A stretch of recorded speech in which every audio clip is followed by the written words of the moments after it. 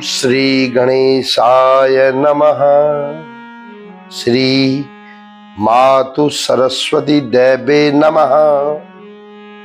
ओम श्री गुरुदेवाय नमः।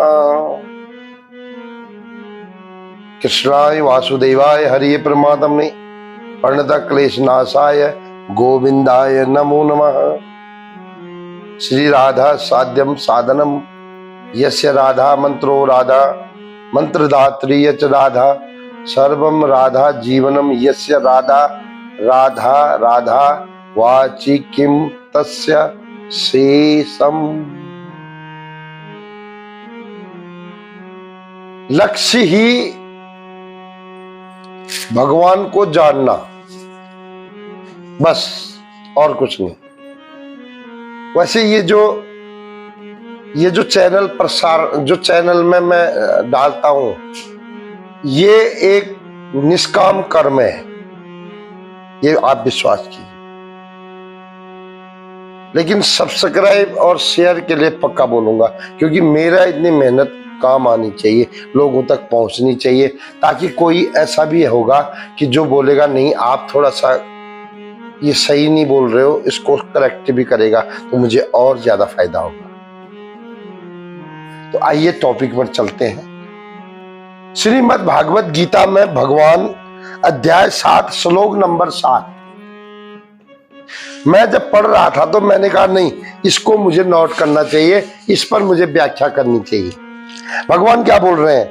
मतः पर तरम नान्यादि किंच दस्ति धनंजय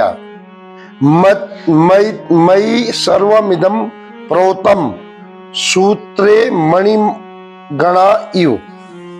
आहा, हे अर्जुन, इस संसार में कोई चीज मुझसे अलग नहीं है, भगवान से अलग नहीं है। जैसे अब उन्होंने उदाहरण दिया, जैसे एक धागा बनाया हमने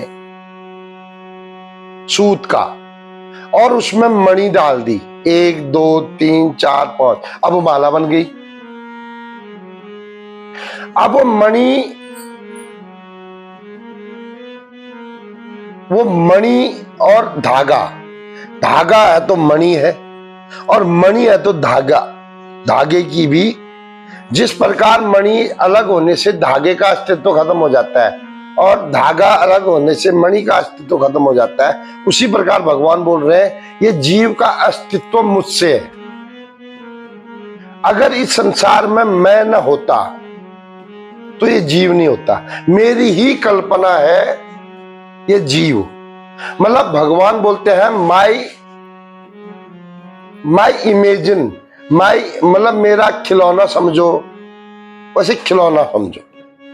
जैसे मैं अकेला बैठा हूं, मेरे को ये उठा दिया मैंने, इसके साथ में खेलने लग जाऊं तो ये तो जब तक मैं खेल रहा हूं ये बड़ी अट्रैक्टिव लगेगा, और जैसे ही मैं इसको फेंक दूंगा ये अट्रैक्टिव नहीं रहेगा। ऐसे ही है। अब ये माला कौन है? ये माला का जो मणि कौन है? वो जीव है, मैं हूं जो बोल रहा हूं ये।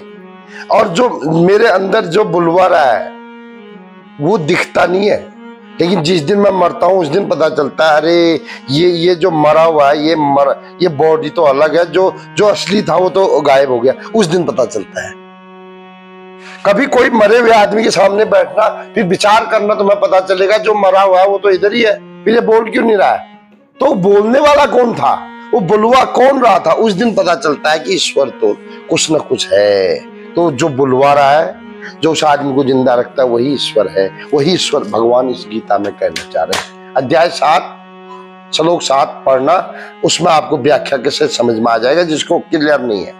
अच्छा, अब इसमें एक चीज मैं जोड़ रहा हूं अभी। इतना तो ये अध्याय 7 की बात हो गई। भगवान बोलते हैं मैं संसार से अलग नहीं हूं, संसार मेरी वजह से है, ये क्लियर है। तो इसका मतलब ईश्वर है।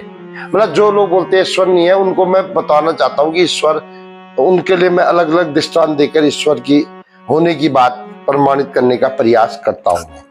अब आपको कितना अच्छा लगता है या आप जानो। अच्छा, दूसरी बात, भगवान बोल रहे हैं अर्जुन को अध्याय 8 में 5वां श्लोक, अंतकाले च मामेव समर मुक्तवा कलेवरम यह पर्याति स मद भावम यति नासत यत्र संशय। अच्छा, अब भगवान जब अब ये बोल रहे हैं कि अंत समय में मेरा नाम लेगा तो जीव मुझ में मिल जाएगा, ये भगवान बोल रहे हैं। अब देखो, याद रखो, अब हमें मनुष्य जीवन मिला हुआ है और इस मनुष्य जीवन में और कुत्ते में, बिल्ली में, भैंस में, भैंसे में, देखो बच्चा भैंसा भी पैदा करता है, मैं भी करता हूं, बिल्ली भी करती है, बिल्ला भी, जो भी है। तो इसका मतलब जो शरीर के सुख लेने का, दुख लेने का गुण है वो जानवर है मुझ में, तो मुझे इंसान बना के कुछ अलग क्यों, क्या भगवान ने क्या प्रिविलेज दिया मुझे मनुष्य बनाकर? अगर खाना पीना सोना बच्चे पैदा करना आता तो कुत्ता भी कर रहा है, गाड़ी में कुत्ता भी घूम रहा है, सुविधा एसी में कुत्ता भी घूमता, मैं भी। तो मुझे अलग से प्रिविलेज मनुष्य का क्यों दिया? ये भगवान इस गीता के श्लोक के अनुसार बोल रहे हैं। अब इसका उदाहरण मैं समझाता हूं। अगर धागे से मोती धागा में रहेगा, धागा भगवान को मानो, धागा में अगर मोती बना रहेगा तो उस मोती की भी इज्जत है। धागा तो धागा ही है, दूसरा मोती आ जाएगा। इनकी ईश्वर पर अगर आप ईश्वर को नकार दोगे कोई प्रॉब्लम नहीं है, आपका भाई ईश्वर को एक्सेप्ट कर देगा उसी तरह। लेकिन जो मोती उस धागे से गिर रहा है, घाटा उसको है।